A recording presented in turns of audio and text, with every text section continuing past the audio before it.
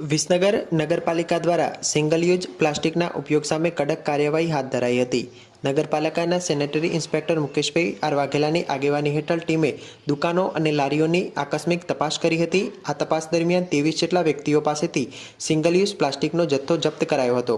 Plastic waste બાયોવેજ મુજબ તેમની પાસેથી કુલ 6750નો દંડ વસૂલાયો હતો અને 6 કિલો નોન યુઝ પ્લાસ્ટિક પણ જપ્ત કરવામાં આવ્યું હતું। આકસ્મિક તપાસ દરમિયાન ટીમ દ્વારા પાણીપુરીની લારીઓ પર ચકાસણી કરાઈ હતી। આશ્ચર્યજનક રીતે કેટલીક લારીઓ પર પાણીપુરીના મસાલામાં સડેલા બટાકાનો ઉપયોગ થતો હોવાનું માલુમ પડ્યું હતું। ચોમાસાની ઋતુમાં આવા બિન આરોગ્યપ્રદ ખોરાકનું વેચાણ લોકોના સ્વાસ્થ્ય માટે જોખમી બની શકે છે। નગરપાલિકા દ્વારા આ જે કાર્યવાહી છે તારીખ 1/8/2025ના રોજ કરાઈ હતી અને તેમને ખાસ પણ અપીલ કરાઈ છે કે ચોમાસા દરમિયાન બહારનો ખુલ્લો અને અસ્વચ્છ ખોરાક ખાવાનું ટાળવું જોઈએ। પાણીપુરી જેવી વાનગીઓ ખાતી વખતે સ્વચ્છતાની ખાતરી કરવી એ અત્યંત જરૂરી છે। આમ ભવિષ્યમાં પણ આવી કડક કાર્યવાહી પાલિકા દ્વારા ચાલુ રહેશે।